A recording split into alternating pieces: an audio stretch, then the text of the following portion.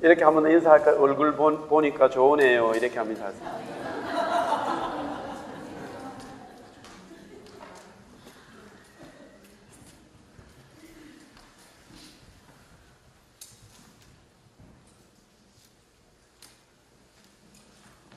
산을 이렇게 타다 보면은 특별히 이렇게 계곡을 올라가는데 굉장히 이렇게 가파릅니다.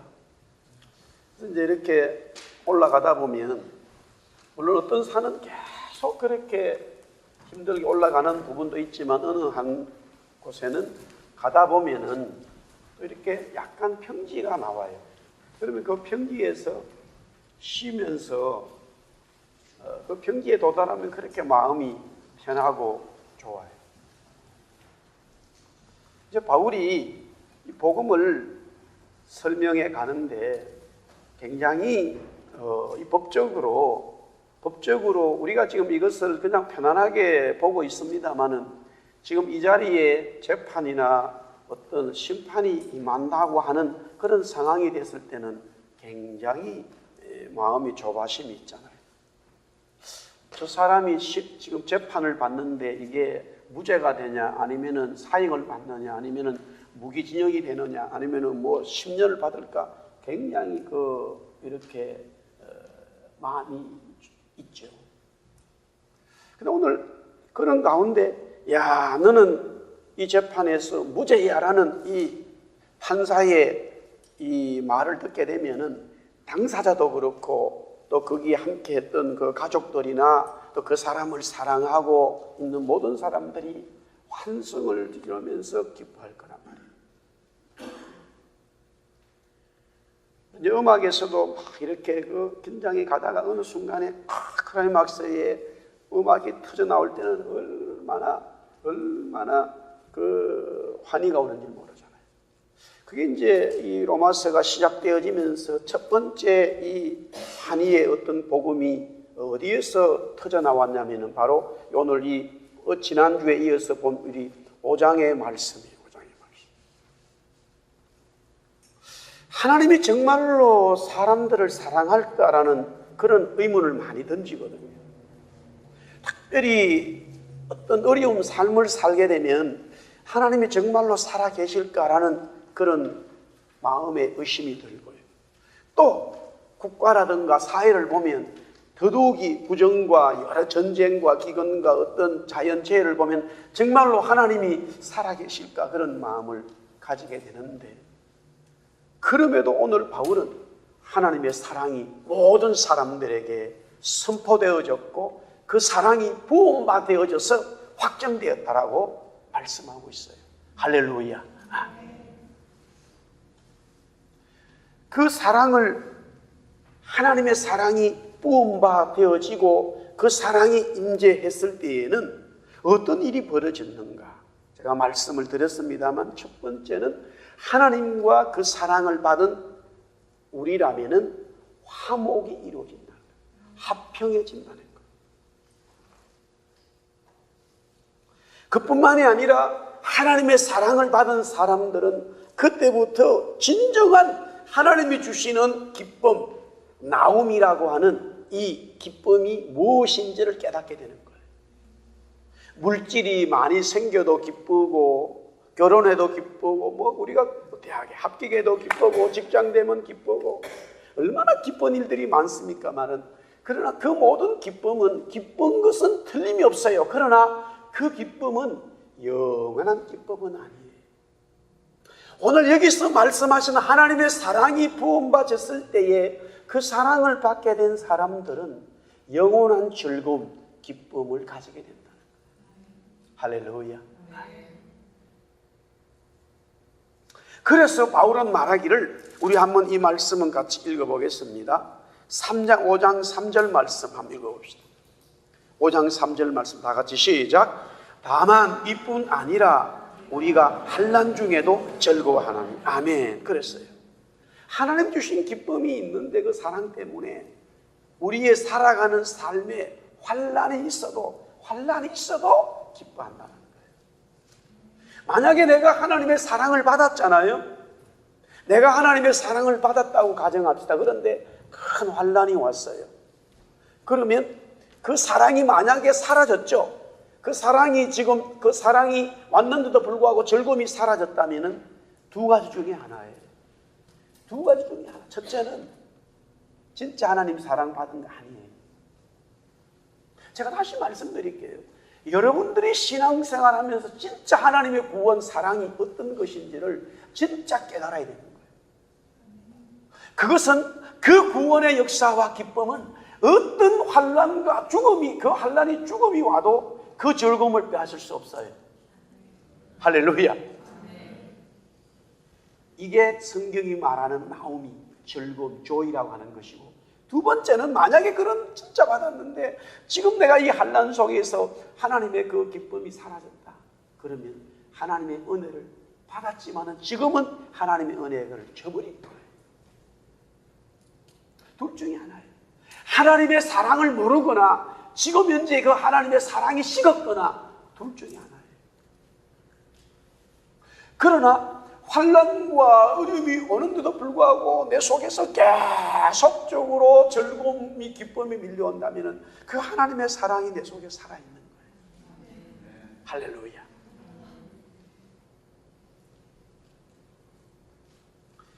교회 2000년 역사에서 얼마나 많은 그런 테스티모니가 있는지를 모르고요. 또 우리 한국 교회에서도 마찬가지였어요. 죽음 앞에서도 하나님의 사랑을 배반할 수 없다는 거예요.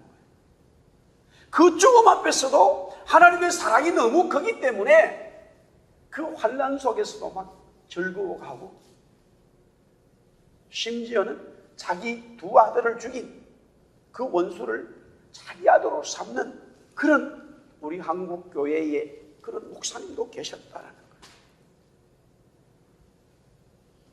그래서 하나님의 사랑은 뭐냐 했을 때에 성경은 말하기를 구원이라 그렇게 말해요. 우리 한번 따라합시다. 하나님 사랑 때문에 우리가 구원받았습니다. 할렐루야. 로마서 5장 9절에서 10절에 보니까 그러면 이제 우리가 그의 피로 말미암아 어렵다 하심을 받았으니 더욱 그로 말미암아 진노하심에서 구원을 받았고, 또 우리가 원수 되었을 때에 그의 아들의 죽으심으로 말미암아 하나님과 화목하게 되었은즉 그의 살아나심으로 말미암아 구원을 받았다. 하나님의 사랑이 부음받아졌다는 게 뭔가? 바로 구원을 받았다라는 거예요. 그런데 그 하나님의 사랑을 받은 저와 여러분들은 원래 어떤 모습을 가지고 있었는가? 첫 번째는 연약한 사람이었다. 로마서 5장 6절입니다. 5장 6절 말씀 우리 다 같이 읽어봅니다. 로마서 5장 6절 시작.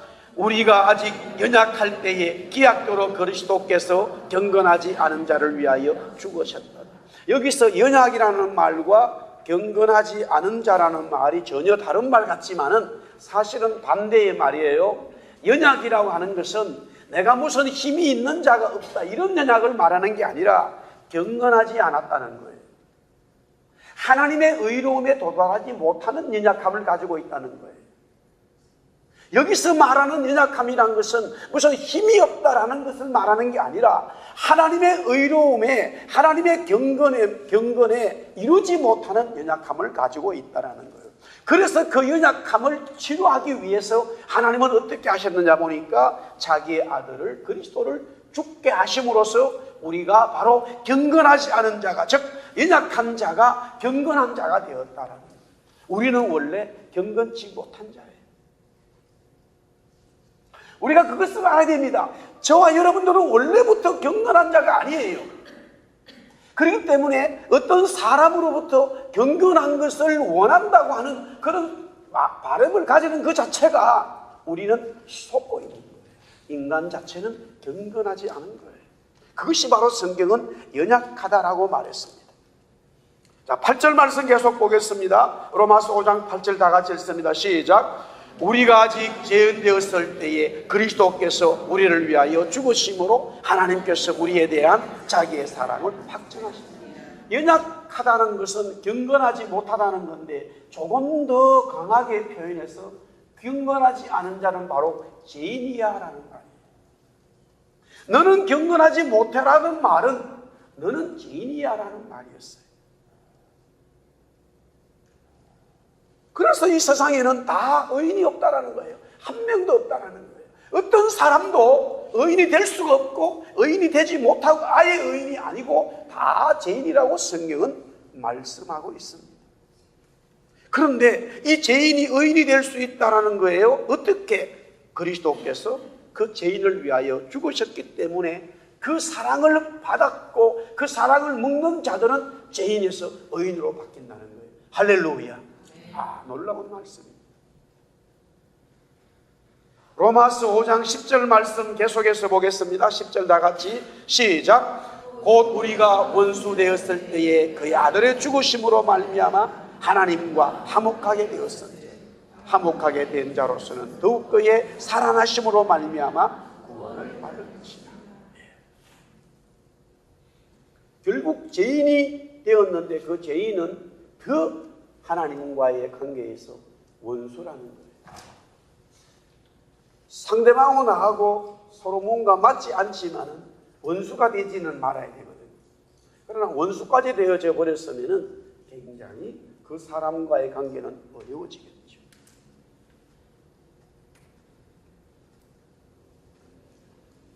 자, 원수가 되었는데 이 원수가 풀어지는 것이 오늘 성경은 말하기를 하나님의 아들 그리스도의 죽으심으로 말미암아 하나님과 원수에서 화목하게 되었다고 말씀하고 있습니다. 여기서 원수라는 의미는 절대 공의로우신 하나님이 불의와 죄를 용납할 수 없기 때문에 죄인인 인간은 하나님과의 관계가 단절되었다라는 말이에요. 여기서 말하는 원수라고 하는 것은 하나님과의 관계가 끊어져 버렸다는 것이죠. 그뿐만이 아니라 더 나아가서 공중의 권세 잡은 사탄 마귀와 합하여 하나님께 대항하는 자가 되었다는 거예요. 여기서 원수가 되었다는 것은 하나님과 관계가 끊어졌다는 것과 동시에 또한 그 관계가 마귀하고는 연합되어지고 관계가 좋아져서 연합군이 되어가지고 하나님께 대항하는 자를 말하는 거예요. 이것이 성경이 말하는 원수였다는 거예요. 그러니까 사탄 마귀를 돕는 자들이에요. 사탄 마귀와 함께하는 자들이었어요. 하나님이 제일 싫어하는 이 마귀와 함께하는 자들이 우리 인간에게 하나님은 자신의 아들을 죽게 하심으로써 그 관계를 청산시켜주고 그 다음에 우리를 자기의 하나님의 아들로 삼아주셔서 그 관계 회복을 했다라는 것이 오늘 바울의 말씀이었어요. 예수님의 죽으심으로 말이야. 할렐루야. 자, 오늘 이제 이어서 12절부터 21절인데요. 제가 오늘 이 말씀을 이렇게 이제 준비하고 또 한 주간 묵상하는데 어릴 때에 이렇게 중학교 다닐 때에 은혜 받고 여름 방학 때 은혜를 받고 나서 방학 끝나고 나서 학교에 가가지고 막 아이 친구들에게 전도하고 막 이랬거든요. 그러니까 왜 우리가 예수를 믿어야 되나? 다 죄인이다. 이렇게 말하니까 내가 뭔 잘못했는데? 이렇게 얘기하니까 야, 너 감 따먹었잖아. 나는 안 따먹었어. 너는 배추 뽑았지? 안 뽑았어. 막 이래. 그래 가만히 보니까 이게 전도가 안 돼요. 성경은 분명히 다 죄인이라 그랬거든요. 그래서 로마서에 보니까 이 말씀이 딱 생각났어요. 야, 아담이 이 세상에 인간의 최초로 하나님 만드셨는데 아담이 범죄했기 때문에 모든 사람이 범죄해요. 야, 나는 아담 후손 아니야. 나는 곰 후손이에요. 그러더라고요. 우리 대한민국은 곰 후손이라는 거예요. 그렇게 말하니까 또 할 말이 없더라고요. 정말로 바울은 놀라운 진리를 아주 간단하게 설명하는 거예요. 너무너무 큰 진리를 아주 간단하게 어떻게 이렇게 설명할 수 있을까? 요 말씀인 거예요. 모든 사람이 어떻게 죄인이 되었나?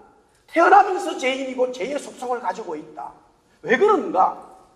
하나님이 만든 이 창조한 인간의 첫 번째 대표인 아담이 죄를 범죄했기 때문에 그 후손들은 자연히 죄인이 되었다라는 것입니다.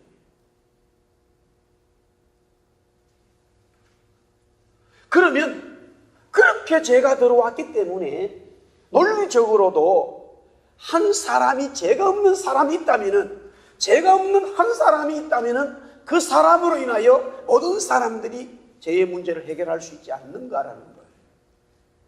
굉장히 수학적이고 논리적인 것이죠.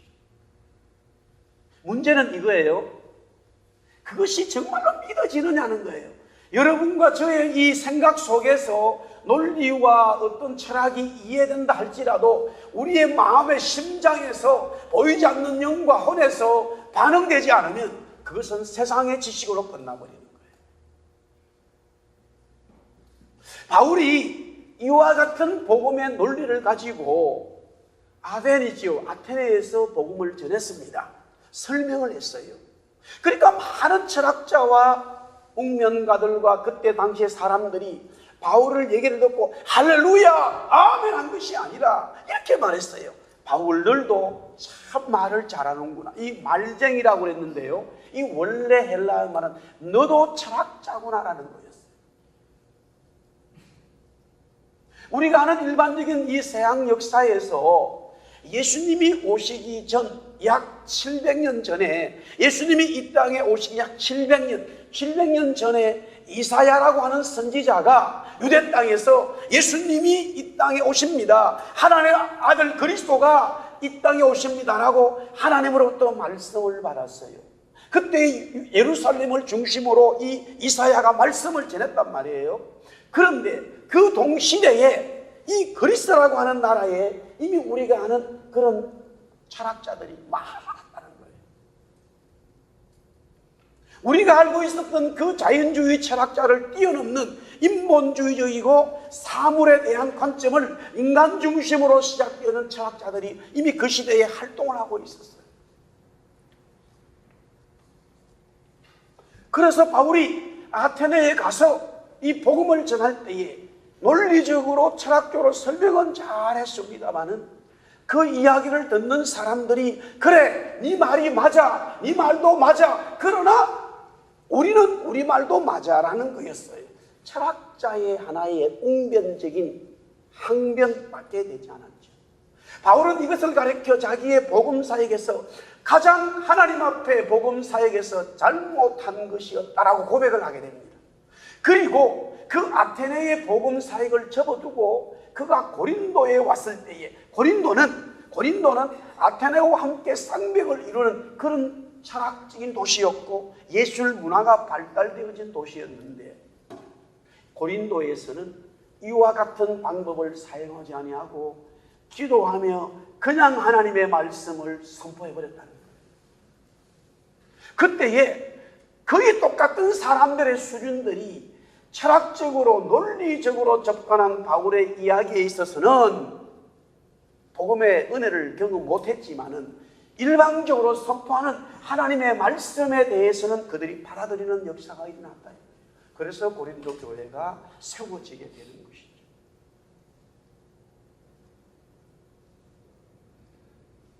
자, 우리 하나님의 그래서 오늘 제가 이 설명을 드리는데요, 어떻게 모든 사람이 하나님의 법 아래서 범죄자가 되었고 사망이 오게 되었는가 하는 것은 한 사람 때문이라고 말하고 있습니다.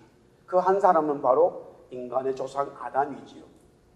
그렇다면은 한 사람 죄 없는 아담의 후손이 아닌, 사람의 후손이 아닌 어떤 사람이 있다면은 그것으로 인하여 인간의 모든 죄와 사망과 심판을 해결할 수 있다는 것인데요, 하나님의 공의와 사랑은 변함이 없습니다.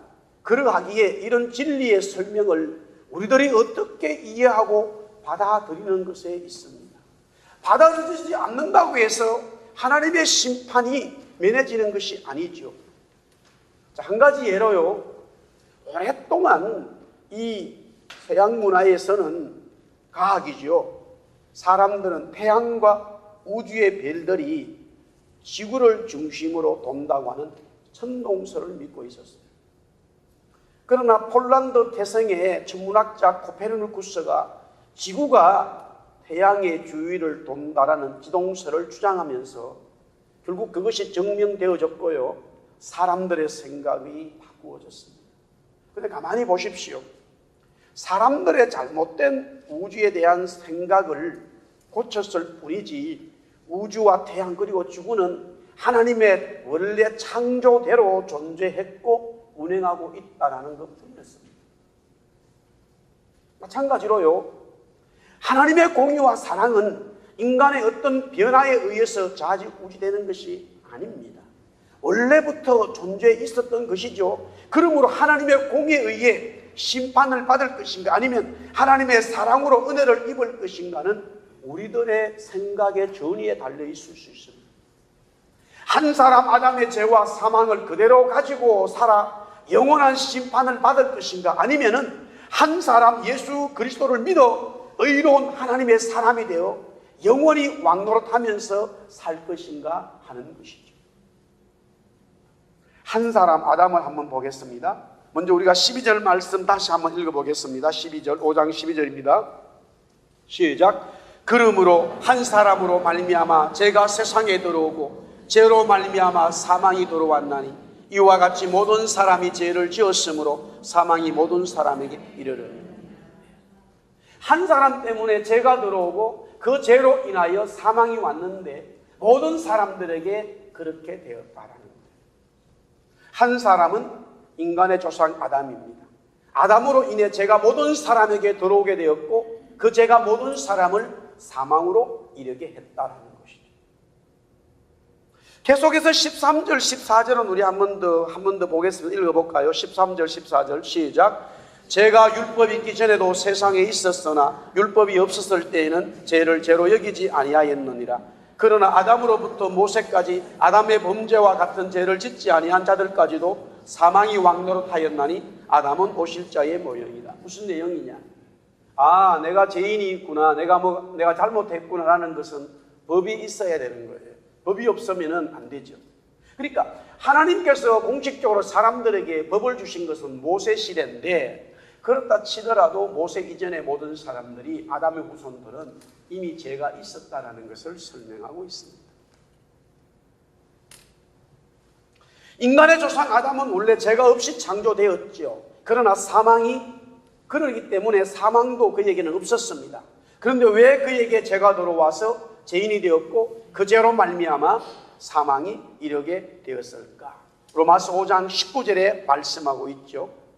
한 사람이 순종하지 아니함으로 많은 사람이 죄인이 되었다. 우리 한번 따라합시다. 한 사람이 순종하지 아니함으로 많은 사람이 죄인이 되었다. 이 말씀이에요. 하나님의 말씀에 순종하지 않았기 때문이죠. 선과 악을 알게 하는 나무의 열매만큼은 먹지 말라, 먹는 날에는 죽으리라라는 하나님의 말씀을 아담은 어기고 말았습니다. 불순종이 죄를 만들었고 그 죄로 아담에게 사망이 왔습니다. 하나님의 말씀은 거짓이 없기에 그대로 하나님의 공의가 아담에게 집행이 되었고 아담의 후손인 우리들에게도 하나님의 공의가 그대로 집행되고 있다는 사실입니다. 그래서 한 사람으로 말미암아 모든 사람들에게 죄가 왔다는 논리를 펴고 있는 거예요. 하나님이 사람을 만들었는데 그 사람이 아담인데 그 아담이 범죄함으로 인해서 아담의 모든 후손들은 다 죄인이 되었다는 거예요. 피부 색깔이 어떻든 관계없이 어디에 살든 관계없이 다 아담의 후손은 죄인이라는 것이죠.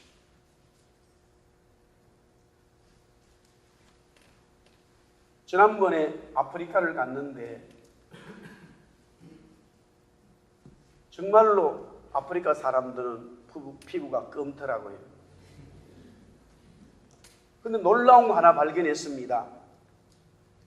우리가 알기로는 백인이 있고 화이트가 있고 우리를 옐로우라고 항인이라 그랬는데 그건 백인들이 말한 것 같아요. 블랙 사람들은, 흑인들 우리 보고 화이트라고 그러더라고요. 나보고 화이트라고 그러더라고요. 깜짝 놀랐고 감사했어요. 아, 나도 백인이구나.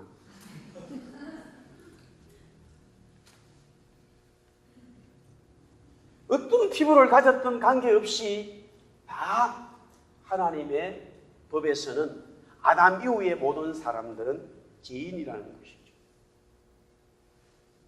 다시 말씀드립니다. 어떻게 저와 여러분이 죄인이 되고 원수가 되었을까? 하나님과의 관계에서. 우리의 공과 사이의 문제가 아니라 우리의 조상인 아담이 범죄했기 때문에 그렇게 됐다는 거예요. 그것이 첫 번째 죄의 출발점이었어요. 그래서 그 죄를 가지고 살아가는 속성 가진 우리 모두들이 생각이나 말이나 행동이나 모든 삶이 죄의 속성으로 나타나게 돼 있어요. 전부 다 나타나게 돼 있어요. 사랑하는 성도 여러분, 정말로 우리가 예수 믿지 않습니까? 구원받으면요, 우리 속에 이 죄의 속성, 육신의 소욕으로 가득 차 있는데 그 육신의 소욕은 사라지는 게 아니에요. 그 육신의 소욕은 그대로 있는 상태에서 은혜의 속성이 성령의 속성, 성령의 이 은혜가 우리 마음과 영 속에 임하는 거예요. 할렐루야. 그걸 성경은 가르쳐 바울은 성령의 소욕이라고 그러는 거예요. 다시 말씀드릴게요. 내가 구원받고 그리스도로 말미암아 믿어져서 그리스도가 하나님의 사랑을 부음받는 이 놀라운 역사를 경험하더라도 우리의 육신의 이 소욕은 사라지지 않는다는 거예요. 오해하시면 안 돼요. 다시 말씀드릴게요. 저와 여러분이 구원을 받아도요, 우리가 이 땅에 살아있는 한 우리의 육신의 소욕은 사라지지 않습니다. 그 상태에서 새로운 은혜의 바이러스가 우리 영과 혼 속에, 우리 이 육체 속에 들어오는 거예요. 그때부터 이것을 가리켜 성령님의 소욕이라고 말하는 거예요. 그래서 성령님의 소욕과 육체의 소욕은 그날 그 시간부터, 그리스도를 영접하고 구원받은 그 시간부터 성령님의 소욕이 내 속에 임재하셔서 그때부터 육신의 소욕과는 끊임없이 전쟁을 하게 되는 거예요. 그래서 이 세상은 두 나라가 존재하는 것이요, 저와 여러분의 구원받은 하나님의 사람들 속에서도 두 마음이 존재해 있다는 거예요. 그래서 하나님의 성령의 소욕이 저와 여러분들 속에 들어오는 그 순간부터 우리 한번 따라하겠습니다. 하나님의 나라가, 하나님의 은혜가 임했다. 할렐루야. 그래서 그때부터 끊임없이 말씀에 순종해서 내 육신의 소욕을 죽이고 성령의 소욕이 나를 이끌어가도록 살아야 되는 거예요. 예수 믿는 시어머니가 그렇게 살아야 되고, 예수 믿는 며느리가 그렇게 살아야 되고, 예수 믿는 목사가 그렇게 살아야 되고, 예수 믿는 성도가 그렇게 살아야 되는 거예요. 그게 우리의 삶입니다.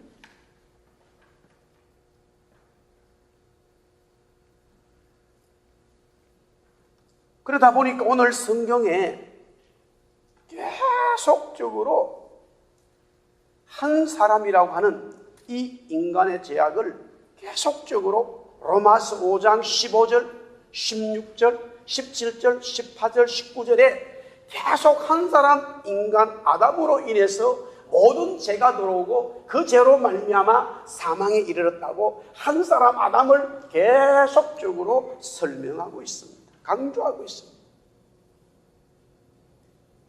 반대로 그 한 사람 아담에 대한 대칭적인 한 사람 예수 그리스도를 설명하는데요, 우리 17절 말씀만 다시 한번 읽겠습니다. 17절 다 같이 시작. 한 사람의 범죄로 말미암아 사망이 그 한 사람을 통하여 왕노릇하였은즉 더욱 은혜와 의의 선물을 넘치게 받는 자들은 한 분 예수 그리스도를 통하여 생명 안에서 왕노릇하리로다. 할렐루야.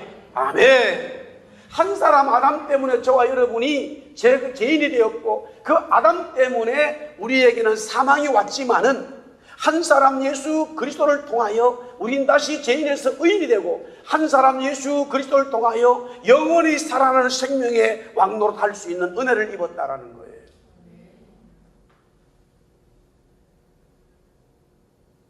여기에 문제는 아담의 후손이 아닌 자가 되어야 된다. 이 세상에는 남자에 의해서 태어나게 되어 있어요. 창세기 3장 15절에 보니까 내가 너로 여자와 원수가 되게 하고 네 후손도 여자의 후손과 원수가 되게 하리니 여자의 후손은 내 머리를 상하게 할 것이요 너는 그의 발꿈치를 상하게 한다. 하나님께서 이 지금 뱀에게 말하는 거예요. 근데 뱀은 뱀이 아니라 그 속에 있는 사탄 마귀를 두고 말씀하고 있었어요. 그런데 이렇게 말해요. 뱀 속에 있는 마귀를 보고 하나님 말씀하기를 이 사탄아 너는 여자의 후손과 원수가 된다는 거예요. 그 말은 보세요. 아담의 후손은 다 이미 자기 편이 되어버린 거예요. 아담의 후손들은 다 마귀 편이 됐어요. 마귀의 조력자가 됐어요. 마귀와 동업하게 있어요. 동업자예요. 그러니까 원수가 아니죠. 유일하게 여자의 후손만 이 마귀와 원수가 된다는 거예요. 성경이 시작되는 이 아담이 범죄한 이후에 하나님이 놀라운 원시적인 복음을 말하는 거예요. 여자의 후손이라고 말했지 여자의 후손이 예수님이라는 말은 하지 않았지만 이 세상에 그 어떤 사람도 남자의 후손이지 여자의 후손이 될 수 없다라는 거예요. 그러면서 이렇게 말합니다. 그 여자의 후손이 네 머리를 상하게 한다.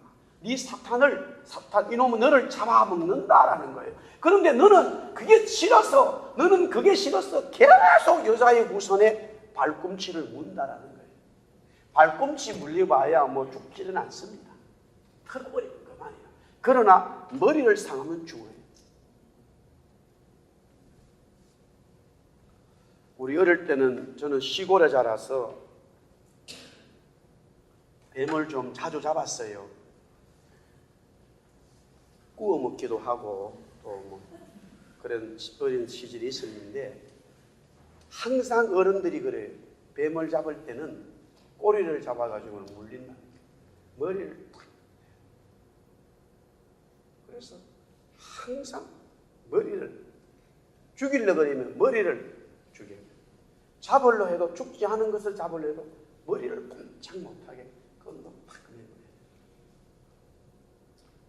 어른들이 쓰는 지게가 있는데 지게를 받치는 게 있어요. 끝에가 이렇게 아시나요? 이민을 오래 오셔가지고 지게를 안 써서 모르시는 지게가 끝에 요래 돼 있어요. 그러면 산에 가다가 아니면 논에서 뭐 밭에서 특히 가을에는 복사가 있는 뱀들 있죠. 발견을 하게 돼요. 그 지게 작대기로 머리를 탁 눌러버려요. 그리고는 끈이 있으면 끈을 사용하지 없으면은 산에 보면 끈이 그거를 잘라가지고 끝을 탁 묶어버리고 딱 걸어서 탁 당겨버리면은 쫙 당겨버려요. 목이 딱 걸으면 뱀이 잡힌 거예요. 상처가 없어요. 그럼 어른들은 그걸 되게 좋아해요. 술을 담가서 먹었죠.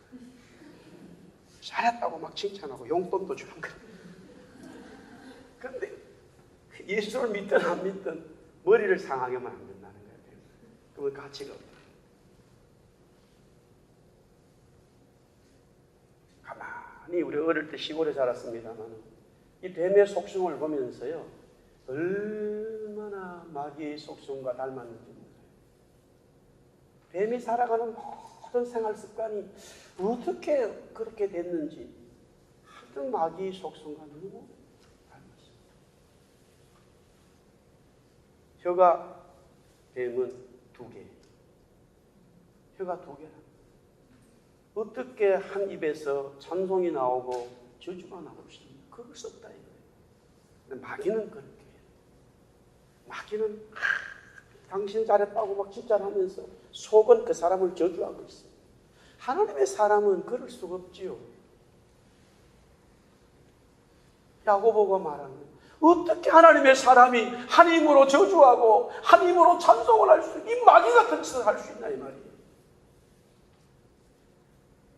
하나님께 구원받은 사람들은 이제 저주의 입이 사라지고 이 입술을 통하여 하나님 찬송하고 함께 구원받은 사람들을 격려하고 함께 구원받은 사람들과 이 어려움을 나누면서 하나님의 나라를 만들어가는 것이 아니겠어요? 그래서 이 세상에는 전부 다 남자의 후손이에요. 여자의 후손이 없는데 창세기 3장 15절에 하나님은 여자의 후손을 말하는 거예요. 남자 없이 여자의 몸에서 태어난다는 것인데 마태복음 1장 18절에서부터 22절에 나와 있어요. 예수 그리스도의 나심은 이러하니라. 그의 어머니 마리아가 요셉과 야곱하고 동거하기 전에 따라하겠습니다. 성령으로 잉태된 것이 나타났더니, 또 쭉 보다 이렇게 나와요. 요셉에게 말합니다. 마리아 데려오기를 요셉아 무수하지 말라. 우리 한번 따르겠습니다. 그에게 잉태된 자는 성령으로 된 것이라. 성령으로 계속 말해요. 그 다음에 또 이렇게 말합니다. 우리 한번 따라합시다. 보라, 알았어요. 보라, 처녀가 잉태하여 아들을 낳을 것이요. 성령으로 남자 없이 태어났다는 거예요. 이것은 또 믿기 어려워요. 이것은 영으로 여러분들 성령께서요 저와 여러분들에게 이 믿음을 주셔야 믿어지는 거예요. 아무리 내가 의지적으로 이론적으로 믿고 싶어도 안 믿어져요. 그러나 성령께서 그 마음을 주시면 성령으로 잉태된 마리아의 몸에서 난 자는 예수님인데, 그 예수님이 바로 성경이 말하는 하나님이 말씀하시는 여자의 후손이라 이 말이에요. 할렐루야. 그 여자의 후손으로 말미암아 아담의 후손은 우리 모두에게 새로운 역사가 시작된다. 죄가 사라지고 사망이 사라지고 마귀에게 잡혀있는 것이 사라지고, 할렐루야, 의인이 되고 영생이 있고 생명이 있고 은혜가 오고 하나님의 자녀가 되는 이런 놀라운 축복이 한 사람 그리스도로 말미암아 이루어졌다라는 거예요. 복음이지요.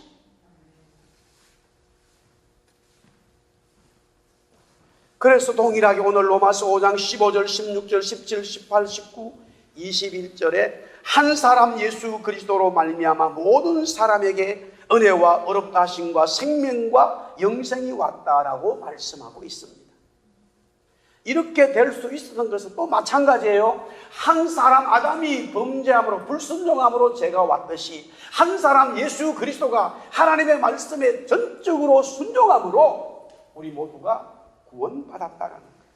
5장 19절에 말씀하고 있죠. 한 사람이 순종하지 않음으로 아담이죠. 많은 사람이 죄인 되었지만 그리스도입니다. 우리 한번 따라하겠습니다. 한 사람이 순종하심으로 많은 사람이 의인이 되리라. 할렐루야.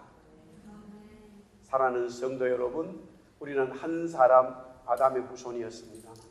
이제는 한 사람 예수 그리스도의 후손 되기를 하나님의 이름으로 축복합니다. 그 은혜가 여러분들 속에 살아있어서 이제부터는 제 모든 속성들은 이건 내 것이 아니야 라고 선포하시고 입으로도 선포하시고, 내 속에 제 속성들이 육신에서 일어날 때마다 예수님의 이름으로 선포하고 성령의 소욕을 따라 살아가는 한 사람 예수 그리스도의 사람으로 살아가는, 그 한 사람 예수 그리스도 때문에 은혜받은 사람으로 살아가는 하나님의 성령의 사람 되기를 예수님의 이름으로 축복합니다. 할렐루야.